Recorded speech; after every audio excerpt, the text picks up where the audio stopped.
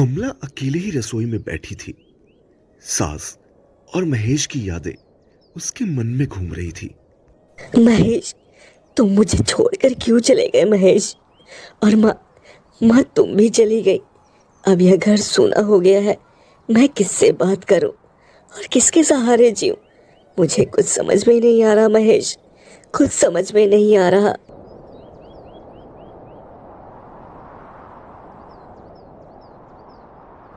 चारों ओर फैली ठंड कमला के दिल के सन्नाटे से मेल खा रही थी।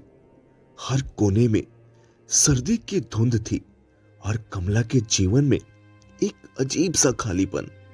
यह सर्द और मौसम उसे बराबर उसी दिन की याद दिला रहे थे जब उसने अपने पति महेश और सास को खो दिया था। कमला, ओ कमला, बाहर निकल, मुझे तुझसे कुछ जरूरी बात करनी है। बाहर की आवाज सुनते ही कमला घबराते हुए बाहर निकलती है। अरे सेठ जी, आप यहाँ कैसे? कमला, मैं वो पैसे लेने आया हूँ जो तुम्हारे पति महेश ने मुझसे उधार लिए थे। और तुम जानती हो, तुम्हारा ये घर भी गिरवी रख दिया था उसने।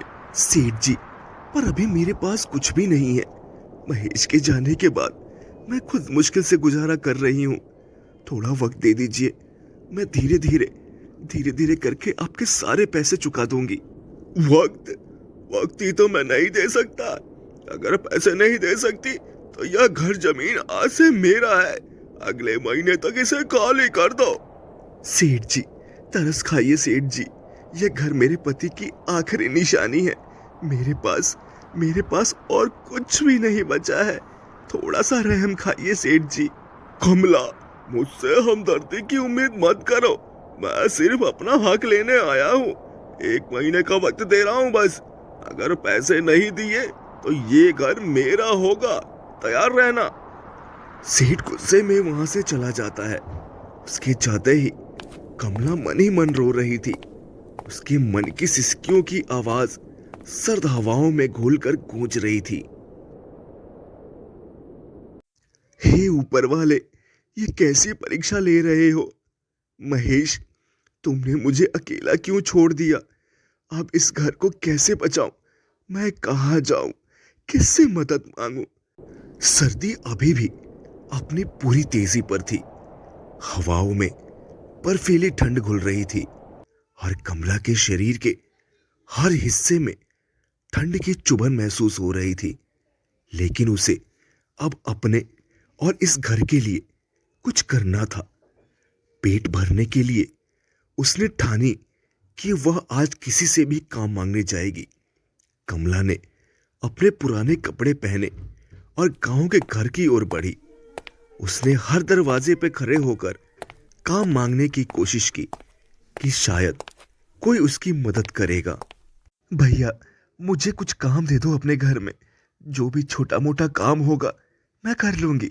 मदद करो मेरी भैया, बहुत मुश्किल में हूं, बहुत मजबूर हूं भैया, लाचार हूं। कमला ने बहुत आवाज लगाई पर अंदर से कोई भी आवाज नहीं आई। कमला ने थोड़ा इंतजार किया, फिर निराश होकर दूसरे घर की ओर बढ़ी।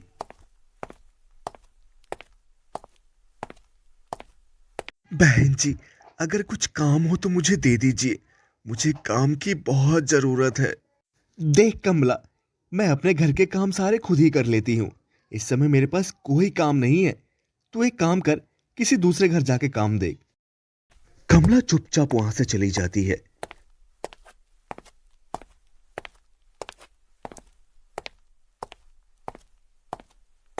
अगले घर में भी वही हाल था।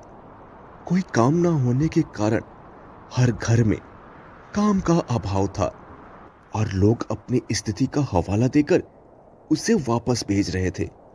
कमला धीरे धीरे हर घर के दरवाजे से खाली हाथ लौट आई। उसकी हिम्मत टूट चुकी थी। उसके पास कोई गर्म कपड़ा नहीं था।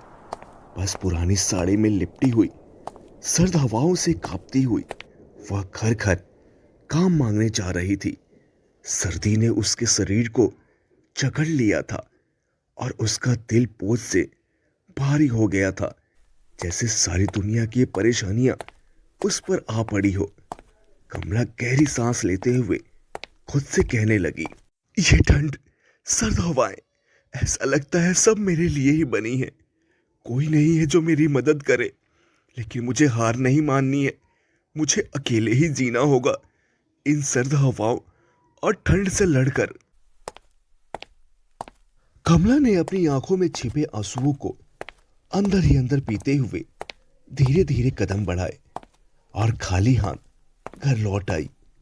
कमला घर लौटी और उसे एहसास हुआ कि घर में खाने के लिए कुछ भी नहीं था।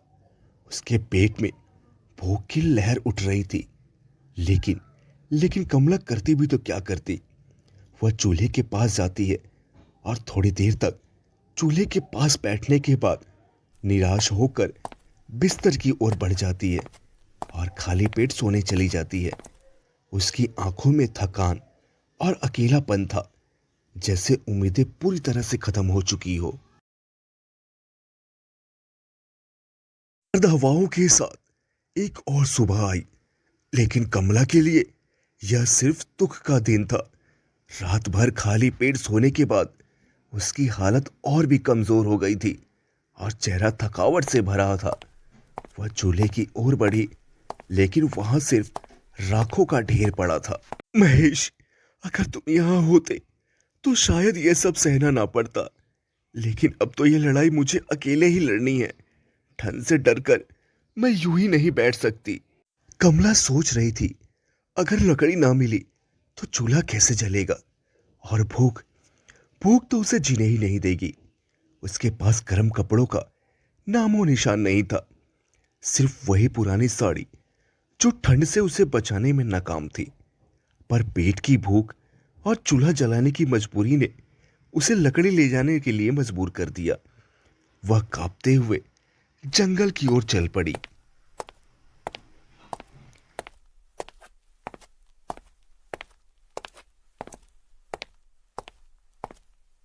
जंगल पहुंचकर उसने लकड़ियां खोजनी शुरू की। बारिश ने सब कुछ गीला कर दिया था। क्या हुआ बहन, तुम इतनी ठंड में बिना गर्म कपड़ों के ही घूम रही हो? तुमको ठंड नहीं लगती क्या?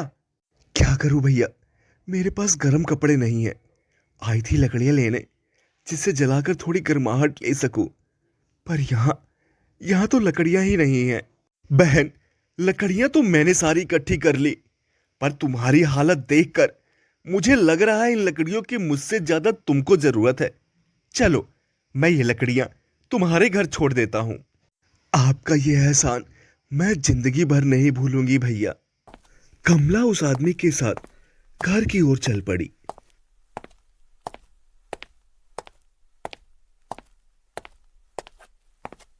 देखते ही देखते आज 1 महीने पूरे हो गए थे।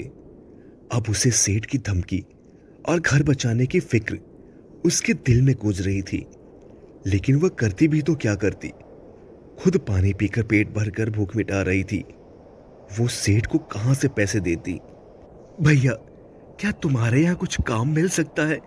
मुझे पैसों की सख्त जरूरत है।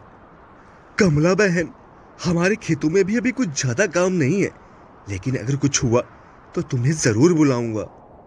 ठीक है भैया। कमला चुपचाप आग के पास बैठी गर्माहट लेने लगी और वो आदमी वहां से चला गया। आदमी के जाते ही उसे सेठ की बात फिर से याद आने लगी। कमला, 1 महीने का वक्त दे रहा हूं, अगर पैसे नहीं दिए तो यह घर मेरा होगा, तैयार रहना।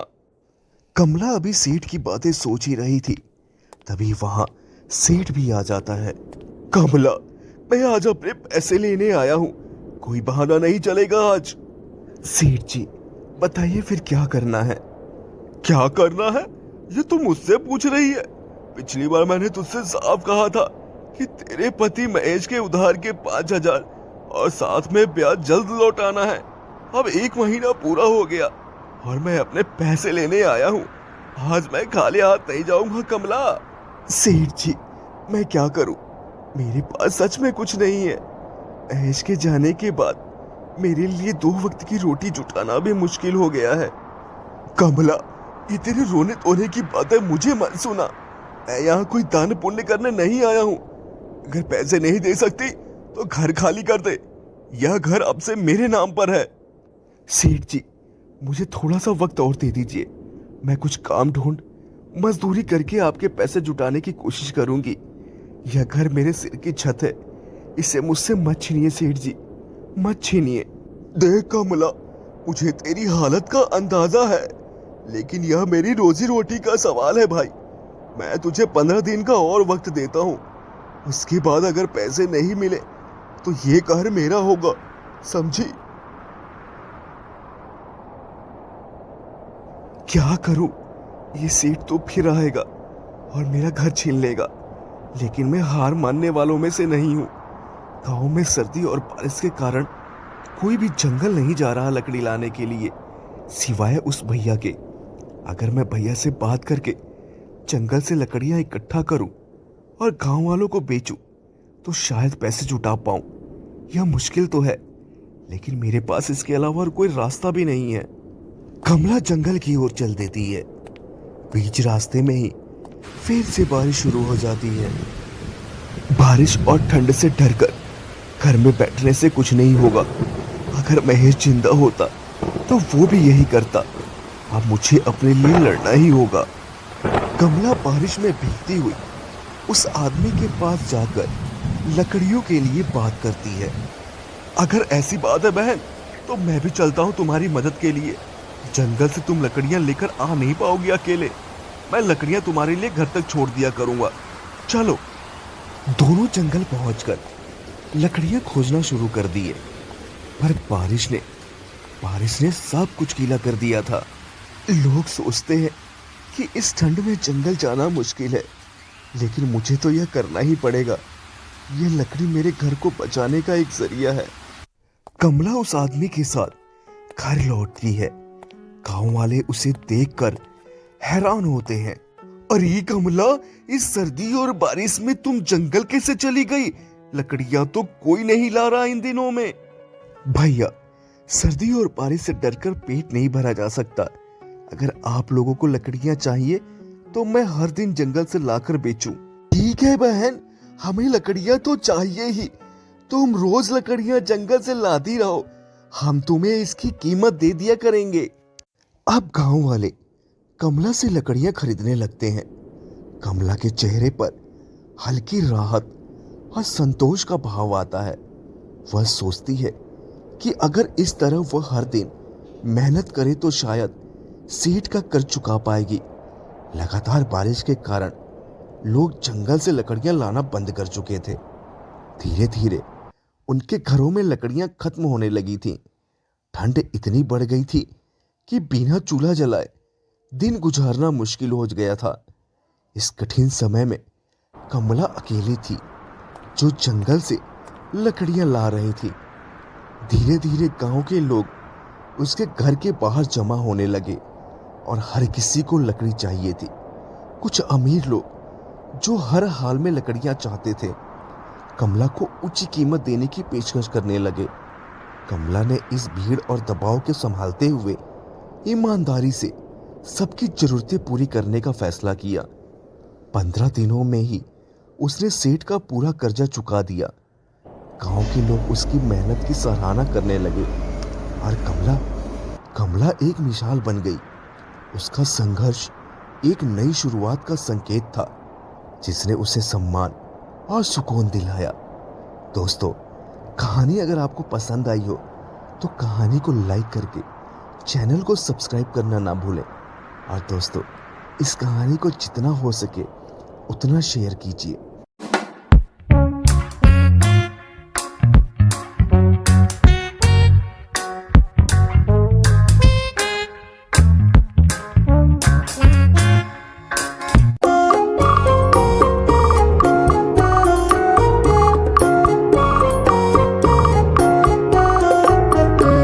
हे भगवान, कहीं आज सामने वाला व्यापारी हरिया भी बैगन लेकर ही ना आ जाए। अगर वो भी बैगन लेकर आ गया तो फिर मेरे बैगन कैसे बिकेंगे? आप तो दयालु हो, सब पर कृपा करते हो। मुझ पर भी करो भगवान। बैगन ले लो भैया, आओ चाची आओ, ताजे ताजे बैगन हैं एकदम, जल्दी आ जाओ जल्दी आओ। क्या रे चंपक, ये बैगन कैसे दे रहा है तू? ले लो भैया, बस 10 रुपए किलो है, ले लो, बहुत सस्ते हैं, ताजे हैं, अभी अभी खेतों से लेकर ही आ रहा हूँ।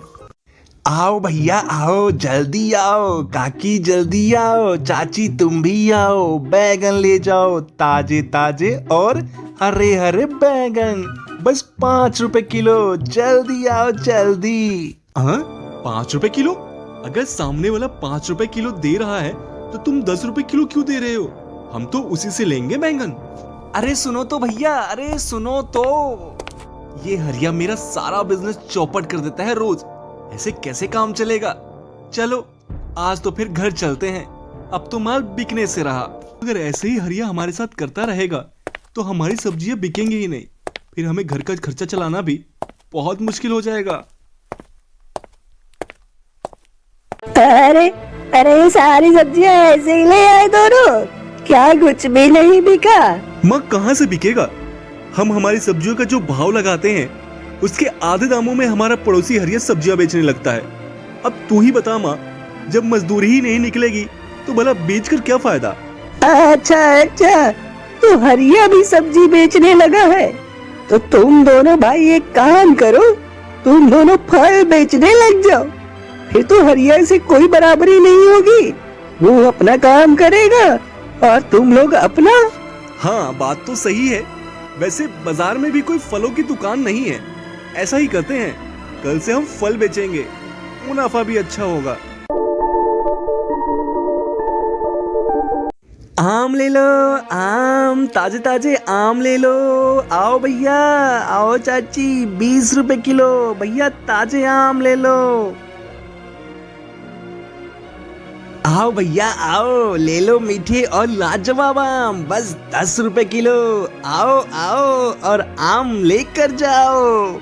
चलो चलो भाई लोग, हम सब उसी की दुकान से आम लेंगे, उसके आम बहुत ही ताजे दिखाई दे रहे हैं और दाम भी इसके आधे हैं।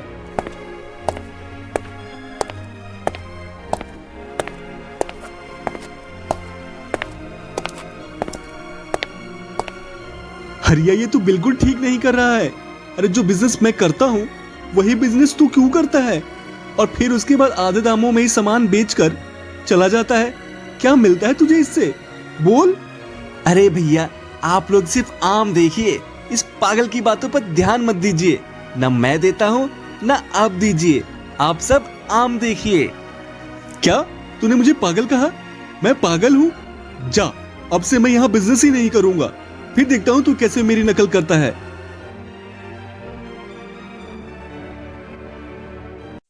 आज भी हमारे फल नहीं बिके, पता है? वो आज फल भी लेकर आ गया, और तुमको पता है उसने मुझे पागल भी कहा। क्या उसे तुमको पागल कहा? ये सही नहीं किया उसने, अब पता चलेगा उसे कि पागल कौन है। मेरे दिमाग में एक बहुत ही अच्छी तरकीब आई है, काम इधर लाओ। अरे वाह, क्या दिमाग पाया है तुमने, ये युक्ति तो जरूर काम करनी चाहिए। हाँ जरूर, सच में मजा आएगा। अरे ये क्या, चंपक सच में नहीं आया आज बाजार में? ऐसे में तो मुझे मजा ही नहीं आएगा सामान बेचने में। चलो फिर मैं भी चलता हूं। चंपा देखते ही देखते 8 महीने बीत गए, हमने अपनी सारी जमा पूंजी इसमें लगा दी और अब तो सब तैयार भी हो गया है, बस सही दाम मिल जाए तब तो मजा ही आ जाए। अरे जरूर, बढ़िया दाम मिलेगा, तुम चिंता मत करो।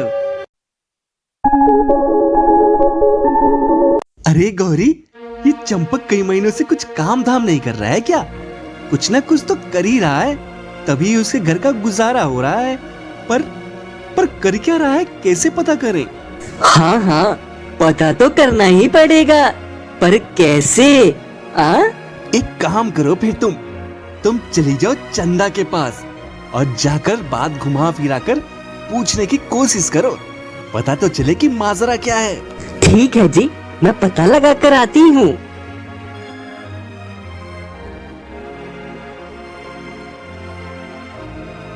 अरे चंदा, ये नई झोपड़ी डाल ली, भला इसका क्या काम तुम्हारे यहाँ? ये झोपड़ी ये तो हमने मछली पालने के लिए लगाई है। इस बार तो मान ले गौरी, मुनाफा डबल है। पर ये आवाज तो बकरियों की है, वहीं से आ रही है। अरे तू भी न गौरी, ये बकरियों की आवाज वहीं बगल से आ रही होगी। अच्छा, सही है, बहुत अच्छा काम किया है फिर तो तुम लोगों ने। बहुत अच्छा मुनाफा भी होने वाला है तुम लोगों को। हाँ गौरी, चल तुझे इसी खुशी में चाय पिलाती हूँ, घर चल। नहीं चंदा, आज नहीं, कभी और। आज थोड़ा काम है मुझे, बाद में आती हूँ मैं। अजी चंपक और चंदा ने तो मछली पालन शुरू किया है और बोल रही थी कि इस बार मुनाफा बहुत अच्छा होने वाला है उन्हें। अच्छा तो ये बात है, तभी चंपक कहीं दिखाई नहीं दे रहा था। फिर तो हम भी शुरू कर सकते हैं मछली पालन, और फिर कुछ ही महीने में हम भी धनवान हो जाएंगे। पर मछली पाले कहाँ? हमारे पास तो जमीन भी नहीं। अरे तुम चिंता क्यों करते हो जी, छत किस काम आएगा? छत पर पानी भर के मछली पाल लेते हैं। हाँ गौरी, सुझाव तो बहुत अच्छा देती हो तुम। आखिर बीबी किसकी हूँ जी? अच्छा ठीक है, भाव मत खाओ। चलो छत पर पानी भर देता हूँ, मछलियाँ लाकर फिर उसमें डाल दूंगा। फिर कुछ ही महीनों में हम भी अमीर बन जाएंगे। देखा गौरी, हमने कितनी आसानी से सब कर लिया। हम भी बन गए अमीर समझ। ये क्या जी, हमारी छत से पानी टपकने लगा है और दीवारें भी गीली रहने लगी हैं। कहीं ऐसा ना हो कि लालच के चक्कर में हम अपना रहने का ठिकाना भी गवा दें। कैसी बात कर रही हो भाग्यवान, ऐसा वैसा कुछ नहीं होगा। बस कुछ दिनों की बात है, फिर माला माल हो जाएंगे हम, समझ गई? हाँ समझ गई। चंदा, मैं बकरियों को लेकर जाता हूँ। एक सेठ बहुत अच्छे पैसे देने के लिए बोला है। जानती हो, हमारी बकरियों के पूरे 1 लाख रुपए देने के लिए बोला है वो। क्या? पूरे 1 लाख रुपए? जाइए जी जाइए, और जल्दी 1 लाख रुपए लेकर आइए। कब से हमने 1 लाख रुपए नहीं देखे हैं। सेठ जी, मैं सारी बकरियां लेकर आ गया हूँ। ठीक है, तुम्हारी इन सारी बकरियों के 1,10,000 हुए। ये लो पूरे 1,10,000 रुपए, और बकरियां यहीं छोड़कर चले जाओ। बहुत बहुत धन्यवाद मालिक।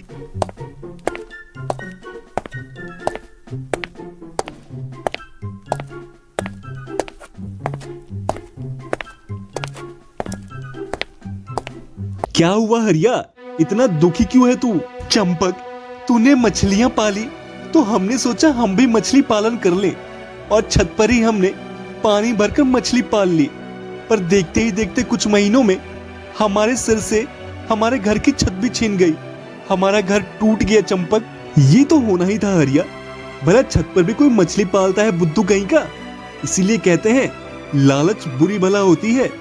और कर मेरी नकलची। और मैंने कोई मछली नहीं पाली थी, मैंने बकरी पाली थी, और अभी सारी बकरियां बेचकर आ रहा हूँ, वो भी पूरे 1,10,000 में। समझा? अब रोता रह बैठकर। लालच बुरी भला होती है दोस्तों, इसीलिए हमें कभी लालच नहीं करना चाहिए।